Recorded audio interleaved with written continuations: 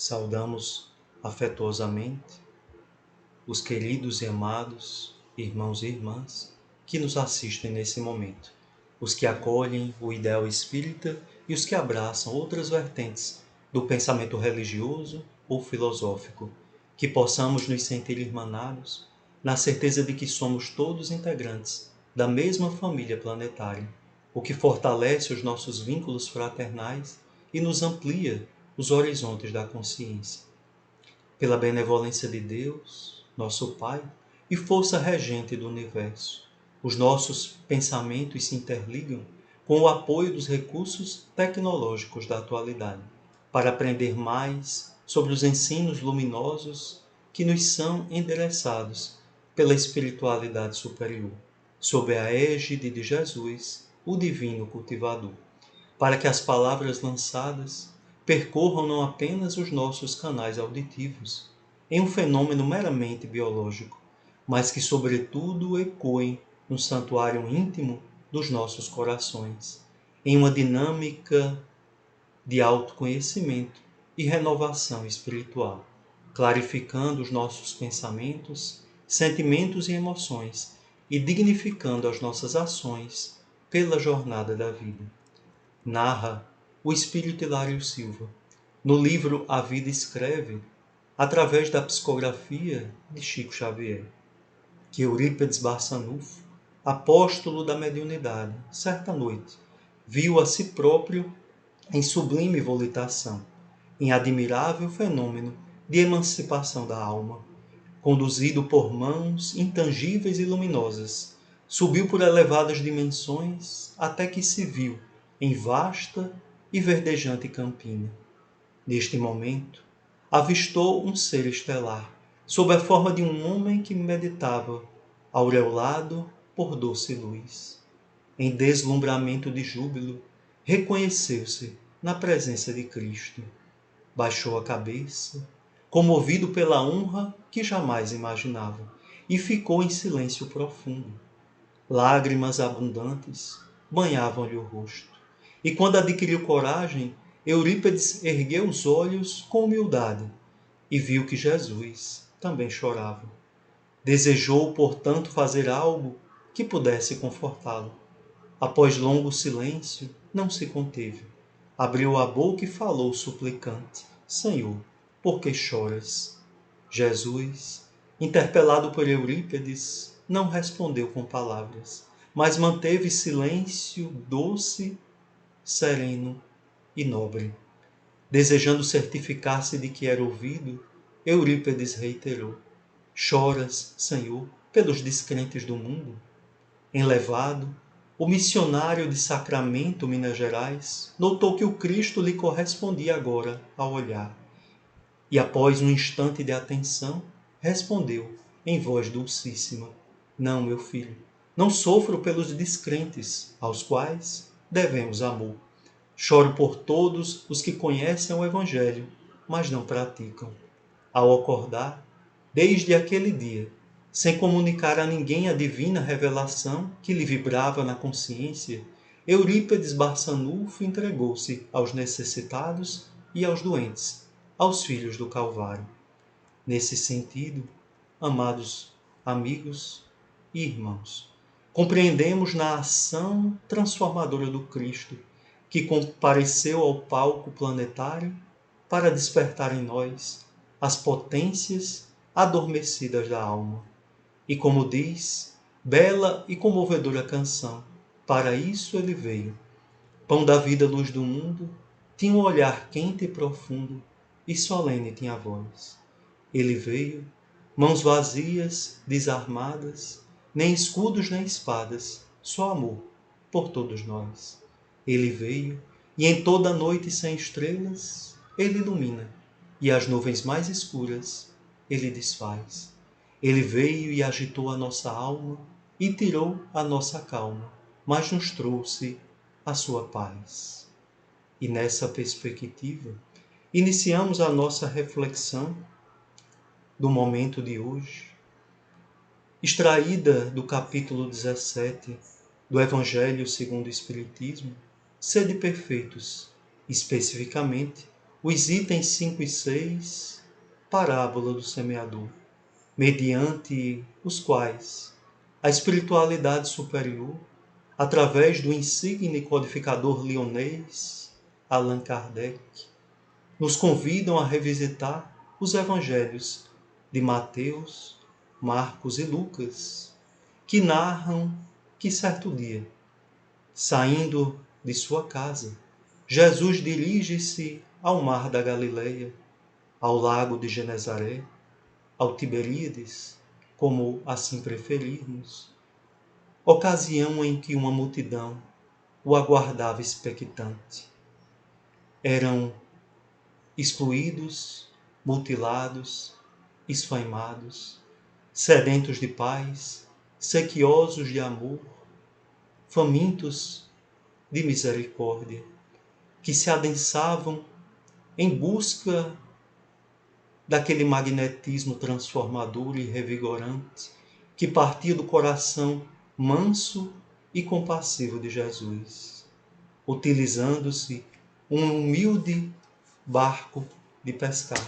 Como plataforma da extensão do seu afeto, Jesus endereça o olhar à multidão e inicia uma série de parábolas, exatamente pela parábola do semeador.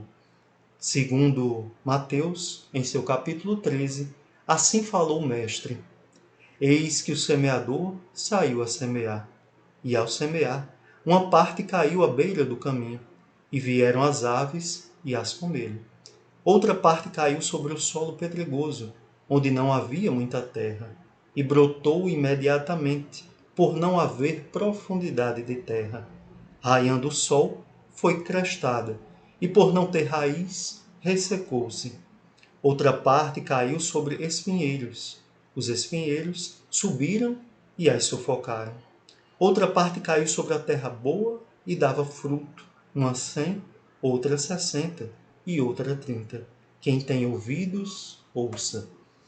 Da observância desta parábola, de imensa importância para todos aqueles que são estudantes da Boa Nova, percebemos que o Cristo nos aponta 3 ângulos de visão para os seus ensinamentos. O ângulo do semeador, que é o personagem narrador da história, o nosso Mestre Jesus, bem como todos os que nas dimensões em que se encontram, nos níveis evolutivos em que estejam situados, se fazem instrumentos da cooperação e da partilha.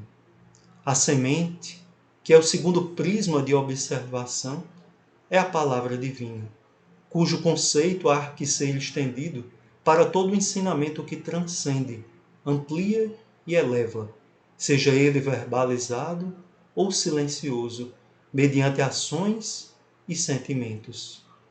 O terceiro prisma de observação é o prisma dos solos. Os 4 campos de semeadura citados na parábola simbolizam os diversos tipos de mentalidade espiritual.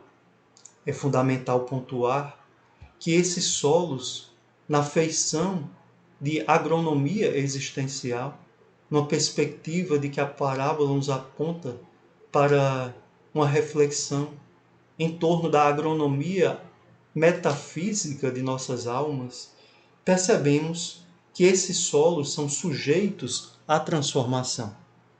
E nessa perspectiva, compartilhamos uma vivência de Chico Xavier. O querido médium de Uberaba estava em uma unidade prisional, visitando os que lá estavam na ocasião, aprisionados, e ouviu muitos comentários infelizes, notadamente do diretor da instituição, tecendo julgamentos condenatórios a quem chamava de criminosos, de meliantes, de escória da sociedade. Quando a palavra foi passada a Chico, a pergunta que o benfeitor fez nos leva até hoje todos a uma observação profunda. perguntou o querido amigo. Quantos somos aqui nessa instituição? Colocando-se como um deles, como parte daquela família universal de enfermos da alma, como nos ensinou Jesus. Os sãos não necessitam de médico, os enfermos, sim. Misericórdia, sim. Idolatria, não. Conforme pontuou na refeição realizada na casa de Mateus. Nesse sentido, queridos amigos, é interessante observar um outro questionamento lançado a Chico Xavier, quando um dia alguém lhe perguntou: Chico, no presídio existem muitos obsessores? Chico, com a sua humildade e simplicidade, disse: meu filho, os obsessores estão em todos os lugares. Porém, existe algo muito mais frequente nos presídios. Expectante, o interlocutor aguardou a resposta e lhe perguntou: o que, Chico? E o amigo nos falou: existem mães. Nesse sentido, compreendemos que o amor maternal, como a representação mais perfeita do amor de Deus na Terra, é aquele que é capaz de enxergar o vir a ser da criatura, aquilo que irá se tornar no transcurso de sua evolução, que superando a limitação da racionalidade, das condenações, dos padrões impostos pela sociedade, o amor de mãe sempre acredita no potencial transformador do ser. É verdade que entre a semente e a flor, ou entre a semente e o fruto, existe o tempo. E o amor de mãe acredita na construção desse tempo como ação soerguedora dos escombros morais daquele ser a quem ama e a quem acolhe. Conta-se que Vicente de Paulo, sacerdote francês, vinculado ao catolicismo, que após a sua partida para o mundo espiritual, foi um dos grandes missionários, colaboradores da codificação espírita, quando ainda encarnado, reunia os grupos para o acolhimento dos necessitados, dos excluídos, dos marginalizados, levando o pão do afeto, a água da sensibilidade, a indumentária capaz de promover a dignidade do ser. Quando reunia os grupos, dizem que a sua palavra sempre seguia por esse prisma iluminativo, quando orientava a todos: tratem muito bem os que aqui chegarem.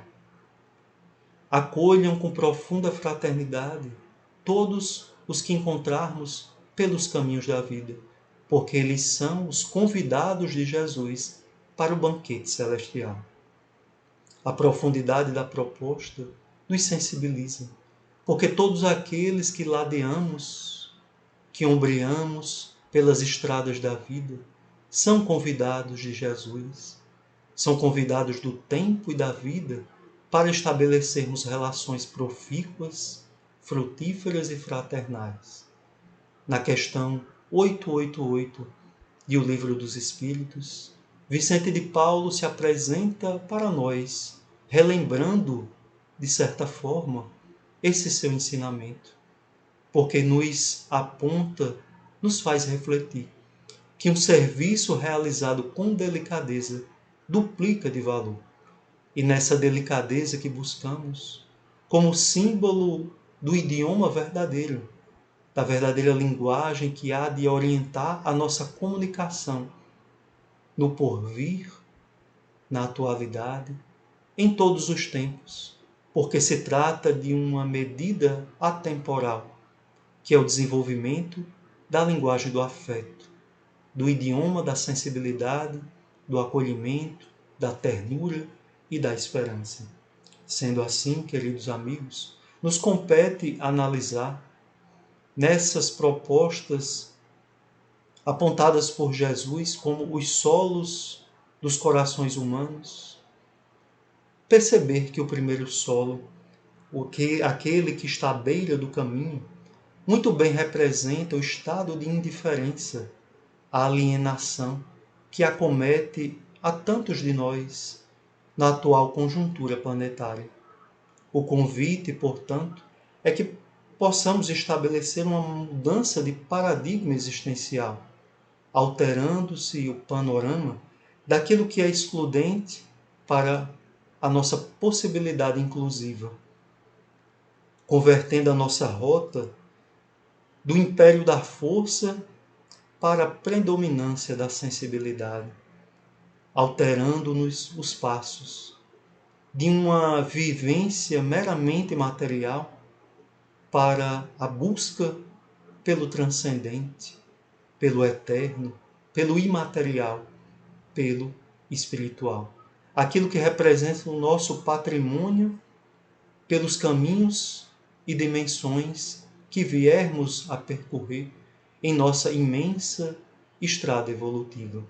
Sendo assim, é de se lembrar da questão 625 do Livro dos Espíritos, na qual Kardec questiona acerca do modelo e guia enviado pela Divina Providência para nos servir de orientação.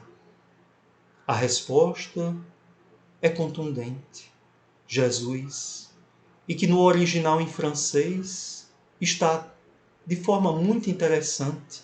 Veja Jesus, nos convidando a olhar o seu modelo consciencial, meditar sobre os seus passos, caminhar com ele pelas veredas da vida. O que nos conecta àquele instante em que Zaqueu sobe na figueira estéril das ilusões, contemplando Jesus à distância. E o Mestre nos ensina tão profundamente nessa passagem, porque diz: Zaqueu desce.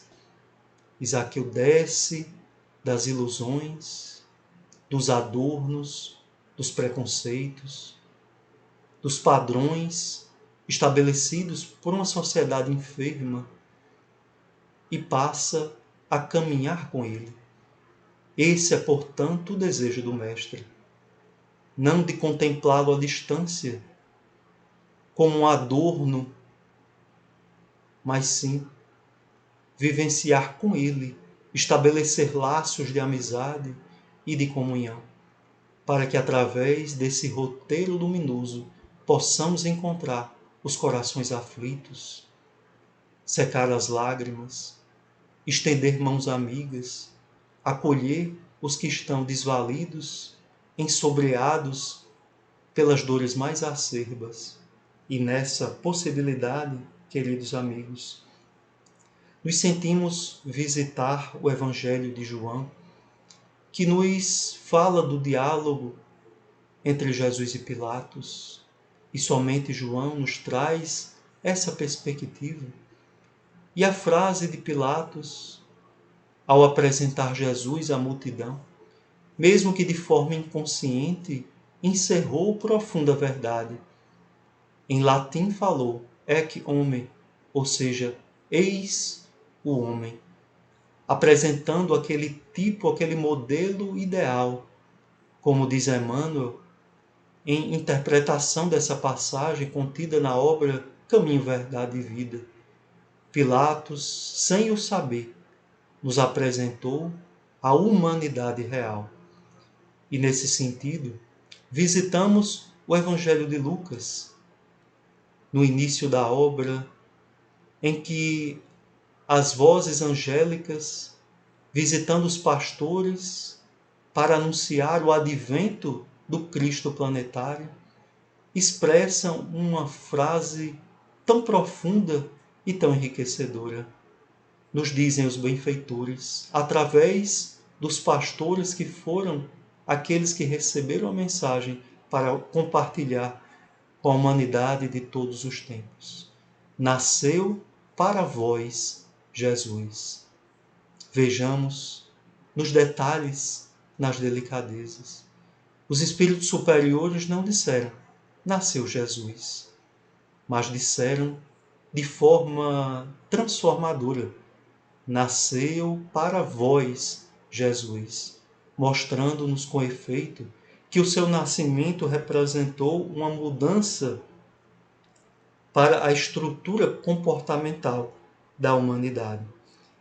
Nessa possibilidade que temos de enxergar a vida humana como a crisálida da angelitude, dos dizeres de Emmanuel, a oficina na qual construímos as asas para desferir o voo supremo da imortalidade, que possamos enxergar no corpo físico que nos foi presenteado amorosamente para as vivências nobres, para as relações de afeto e de comunhão. Nosso querido Chico dizia, falava constantemente uma frase de tamanha simplicidade e ao mesmo tempo de tamanha verdade. O meu corpo é a minha vestimenta de trabalho, o meu uniforme de trabalho, que eu visto todas as manhãs e que eu guardo todas as noites para realizar as minhas tarefas na seara da vida. Que possamos ter essa perspectiva da vida humana e compreender na amplitude das possibilidades o chamamento ao nosso progresso. O evangelista Lucas nos narra que, após a crucificação de Jesus, na madrugada, 3 corajosas mulheres foram até o seu túmulo, na expectativa de embalsamar o corpo em homenagem ao Mestre amado. Eram elas Maria de Magdala, Joana de Cusa, a nossa Joana de Ângeles e Maria de Jerusalém. Rompendo os perigos de uma madrugada, essas dedicadas tarefeiras do bem atingiram o local, a caverna, onde estava encerrado o corpo do Cristo. Mas recebem a visita luminosa de 2 espíritos de alta estirpe espiritual. Um deles lança uma pergunta que nos serve para as mais diversas situações da vida. Pergunta a elas, por que procuram entre os mortos aquele que vive? Portanto, a mensagem de Jesus é a mensagem da vivacidade, de tudo que transcende ao materialismo limitante e nos planifica para a busca do eterno, daquilo que aformoseia as nossas almas com a estética do afeto, da compreensão, do perdão e da paz. O segundo solo é o solo pedregoso, aquele que é marcado pela superficialidade e pela aparência. Nesse sentido, compreendemos que aqui o pedagogo por excelência, Jesus, nos apresenta a possibilidade que temos de desenvolver a linguagem da afetividade. Bezerra de Menezes possui uma bela reflexão quando nos diz: soletrai, antes de tudo, as letras e o alfabeto da bondade. Diz ele que de nada vale o brilho da inteligência se o coração permanece às escuras. Nesse viés de entendimento, podemos perceber que toda terapêutica, para se fazer efetiva, necessariamente há de ser afetiva. E foi assim que agiu Jesus. Podemos identificar, por exemplo, no episódio da cura do cego de Betsaida, narrada pelo evangelista Marcos. Antes de qualquer ação, antes da doação fluídica de alta potencialidade, antes de qualquer frase de esclarecimento ou de conforto, de consolação ou de elucidação, Jesus agiu segurando a mão daquele homem. Esse segurar da mão significa a formação de uma ponte entre eles, da cumplicidade, do acolhimento, da compreensão em nível profundo, conforme também identificamos em Marcos, no episódio da cura do homem que possuía a sua mão ressequida. Era um sábado. As normativas impostas não permitiam aquele atendimento, mas Jesus foi até a sinagoga. Na sinagoga, muitos o acompanharam, mas ninguém viu, ninguém enxergou. Somente ele percebeu aquele homem que estava acanhado, marginalizado, invisibilizado pelos padrões estabelecidos. E seu olhar foi buscá-lo. Se fez, portanto, do sofredor o centro das atenções, quando a sua frase o atingiu dizendo: tragam-no até o meio, demonstrando-nos, nas nossas ações na casa espírita, que é a manjedoura da sociedade, que aquele que sofre deve estar no meio das nossas cogitações mais sublimes. E nessa possibilidade, queridos amigos, de nos perceber como membros dessa manjedoura, é sempre necessário refletir, não apenas no período natalino, a simbologia profunda, a mensagem multissecular e imperecível que nos apresenta a manjedoura singela. Esse recipiente de alimentar animais, que o amor engenhoso da mais pura e santa de todas as mães converteu no berço do Redentor do mundo. Sendo um recipiente de alimentar animais, Jesus se apresenta para nós como alimento, como o pão da vida, o que nos faz refletir sobre o diálogo de Maria e Isabel, quando visitou a sua prima e recebeu uma frase sob a forma de oração que foi perpetuada nos círculos cristãos. Quando Maria chegou ao lar da sua querida prima, recebida com muito afeto, o bebê que estava em seu ventre irradiou tanta planificação, tanta mansuetude e amor, que Isabel, comovida, falou: bendita sois vós entre as mulheres, bendito é o fruto do vosso ventre, Jesus. Portanto, esse fruto que nos alimenta a capacidade evolutiva, que nos fertiliza os painéis mentais, que nos abastece de bênçãos promovedoras do nosso progresso. E se é recipiente alimentar, a manjedoura também é berço. E nesse sentido, compartilho um pequeno trecho de uma mensagem do poeta Merlânio Maia, quando nos diz sobre a forma de poesia: uma noite de estrelas, de um céu fenomenal, cantavam-se melodias de alegria sem igual. E uma mãe doce tão linda, que era tão jovem ainda, depositou seu filhinho, um bebê recém-nascido, naquele coxo vencido, e ei-lo qual sublime ninho.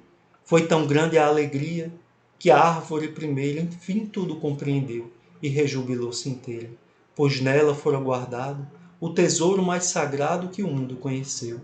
A terra se iluminou e um coro do céu cantou: é Natal, Jesus nasceu.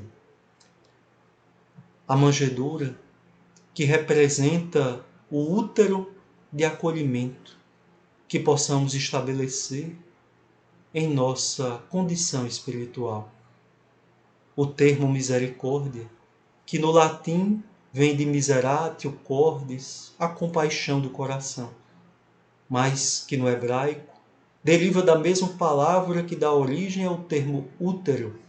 É por essa razão que a ação de Jesus no mundo foi a ação da misericórdia, simbolizada por esse útero materno que a todos nos acolhe, para que possamos realizar esse momento especial da nossa formação, do nosso desenvolvimento enquanto seres, irradiando-nos para os caminhos da vida, aquele momento em que nos sentimos abrigados e consolados.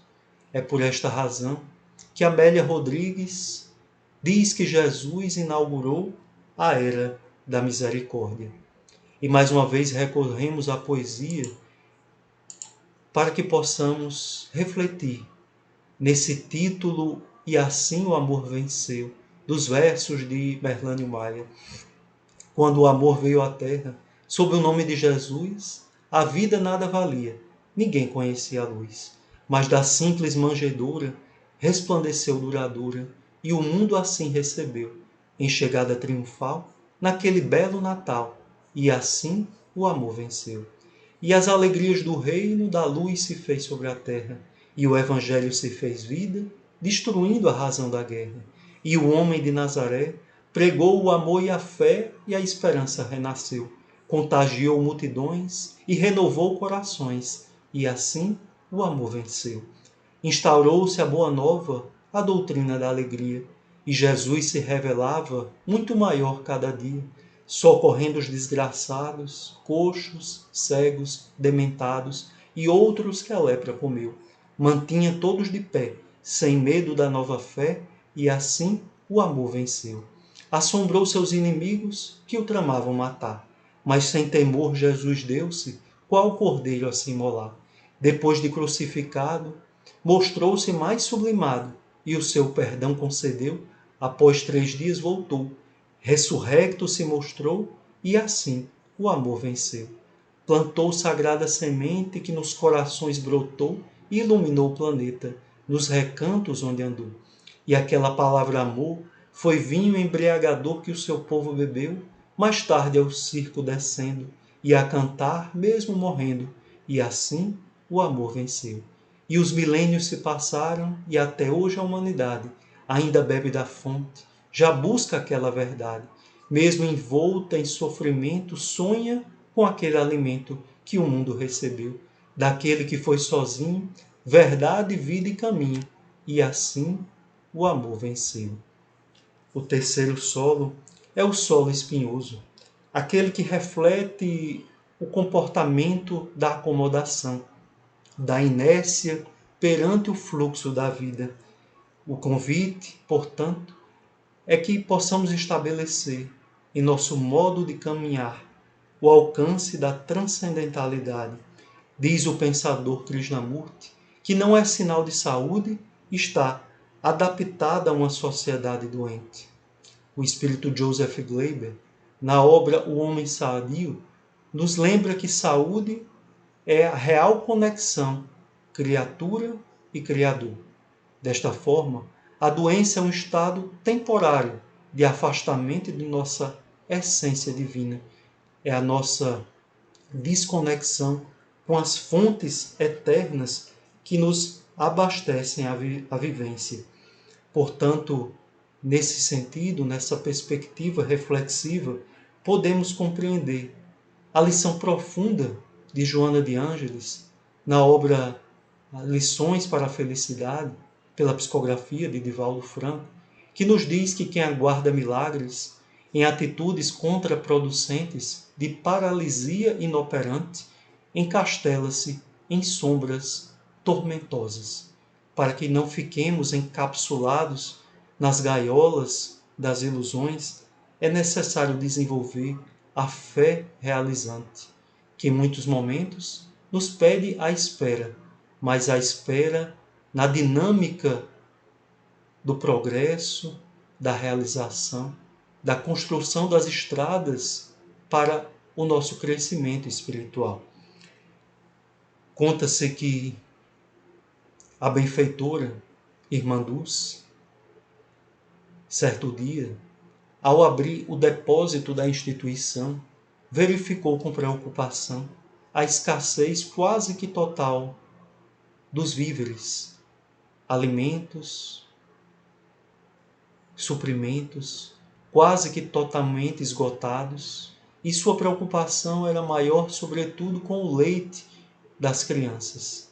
Reuniu, portanto, um grupo de colaboradores e marcou uma reunião diante do altar da igreja.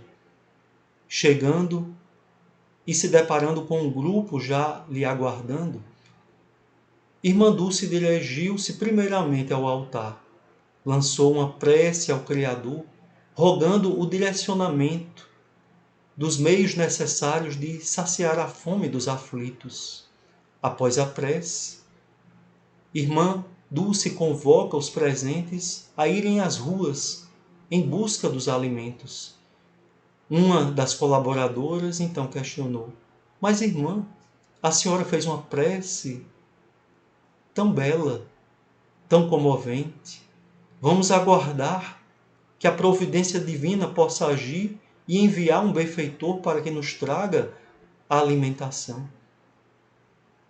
E a irmã, com muita sensibilidade, disse: não, minha filha, você se engana.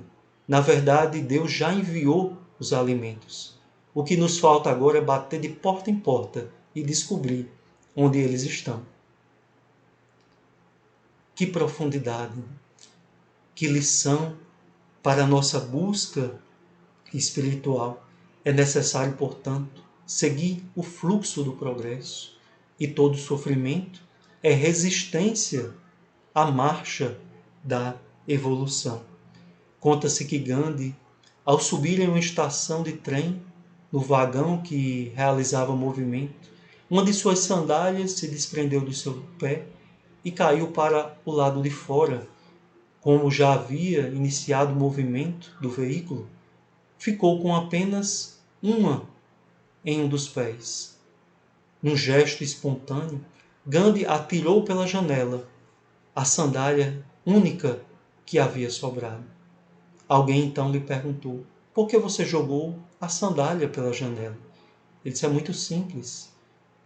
Com apenas uma, não me serviria para nada. Mas quem achar um pé pode encontrar o outro par e fazer bom uso dessa sandália. Que lição também para todos nós, queridos amigos, que muitas vezes precisamos nos desencilhar das capas, das sandálias já desnecessárias, daquele peso excessivo que muitas vezes carregamos na nossa mala em viagem consciencial. É necessário, portanto, refazer caminhos. Refazer caminhos é uma atitude de inteligência espiritual para que possamos compreender da vida o que é valioso, o que está no plano de nossas necessidades e não de nossas ansiedades. Um dia, nosso querido Chico estava no início de uma rua quando viu apontar do outro lado um mendigo que era conhecido por estar constantemente alcoolizado, por muitas vezes incomodar um pouco as pessoas com seu petitório. E Chico, que estava na ocasião com um pouco de pressa, mudou de lado para acelerar o passo, evitando aquele encontro. Foi quando Emmanuel lhe disse: não, Chico, refaz o teu caminho. Volta para aquele outro lado da calçada. Nesse momento, esse irmão pode achar que você mudou por causa dele. Refaz o teu caminho. E Chico assim obedeceu. Voltou para a outra margem da calçada e, depois de alguns passos, se encontrou com o mendigo no meio da rua. Recebeu dele um abraço tão carinhoso e tão comovente. Quando falou: Chico, eu tive a impressão que você mudou de caminho por minha causa. Mas ainda bem, Chico, que foi apenas uma impressão, porque somente você me abraça dessa forma. Somente você olha nos meus olhos e pergunta como eu estou. E assim Chico percebeu como é importante um olhar inclusivo, a compreensão do valor imenso de cada um de nós, que é necessário enxergar os que estão invisibilizados em nossa sociedade. Muitas vezes, dentro dos nossos próprios lares, nos nossos próprios círculos familiares. O quarto solo, portanto, é a boa terra. A boa terra que é a valorização do essencial. E assim, encontramos na lição de Emmanuel, na obra Vinha de Luz, em uma mensagem chamada Sem Desfalecimentos, uma síntese da boa terra, o quarto solo na representação da mensagem, quando diz: quem ama em Cristo Jesus, guarda confiança em Deus, é feliz na renúncia e sabe alimentar-se de esperança. Portanto, encontramos na boa terra a confiança, a renúncia e a esperança. E para concluir, amigos, a nossa humilde reflexão, nessa confiança que estabelecemos com a divina providência, na simplicidade dos nossos gestos do cotidiano, na relação que possamos entretecer com o autor da vida, percebendo como amigo compartilho algumas palavras que são uma melodia, mas que trazemos aqui sob a forma de poesia, do padre Fábio de Melo, chamada Amigo onde Deus é. Escondido na palavra, revelado no silêncio, distribui a sua graça, um amigo que me abraça. Deus me ama e me defende. Ilumina o meu caminho com a lanterna de um menino. Dá sentido à minha vida quando um verso me convida a desenhar uma canção. Vem ver Deus vivendo entre nós, passeando nunca sós, em humanos corações Ele está. Esses altares de gente, de flor, sente, conhece a nossa dor. Vem crer que o mistério dessa fé põe sapato em nosso pé, quando a estrada for doída demais. No breu da tristeza ou da solidão, na mão de um amigo está sua mão. Vem ver todo o amor remediar o rancor, fazer a mala e partir. Ver a maldade perder e ruir, num gesto que abrace e faz sorrir. Adelino da Silveira nos conta que no grupo espírita da Prece, em Uberaba, multidões semanalmente visitavam o nosso querido Chico, advindas de todo o país, em busca de conforto espiritual e de consolação. Em meio às filas que se formavam, havia uma figura frequente. Era de um homem chamado Jorge. Jorge era um esquecido do mundo. Não tinha dentes, a sua periclitância material era tamanha que não podia fazer a higiene adequada do corpo, exalando, por conseguinte, um cheiro desagradável que assustava as pessoas. Muitas vezes, quando Jorge se aproximava, as pessoas lhe atiravam moedas, mas não era por bondade, era para que Jorge saísse logo de perto da presença delas. E todas as semanas, Chico recebia Jorge com um abraço apertado, com um beijo em suas mãos calejadas. Jorge também tomava a mão de Chico e lhe osculava com orvalho fraternal. Nunca se viu Chico desvencilhar a sua mão ou se esquivar de algum abraço de Jorge.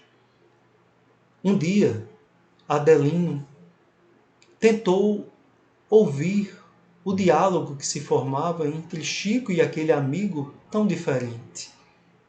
E ouviu Adelino falar da beleza, do canto dos pássaros, e Chico da fragrância das flores. Se tratavam, portanto, de almas afins, cuja amizade alcança níveis espirituais profundos. Porém, com o tempo, Jorge não foi mais visto. Jorge passou a ser daquelas presenças que não são valorizadas, mas quando a ausência se faz, começam a se fazer sentidas. Um dia, Adelino resolveu perguntar a Chico o paradeiro de Jorge. E a resposta do médium, que é amigo de todos nós, será a mensagem de encerramento da nossa reflexão. Disse Chico: Jorge desencarnou. Desencarnou numa madrugada fria, completamente só em seu quarto. Esquecido do mundo, esquecido de todos, mas não de Deus. Contou-me Chico que este foi o nosso irmão de pele escura, cabelos enrolados, ferida nos lábios, pés rachados, mau cheiro e mau hálito, que ao desencarnar, Jesus Cristo veio buscar pessoalmente. Entrou naquele quarto de terra batida e retirou Jorge do corpo magro e sofrido, envolto em trapos imundos. Aconchegou-o de encontro ao peito e voou com ele para o espaço, como se carregasse o mais querido de todos os irmãos. Eis que estarei convosco até o fim dos tempos. Não vos deixareis órfãos, disse-nos Jesus. Que o Mestre amado nos abençoe hoje, amanhã e para todo sempre.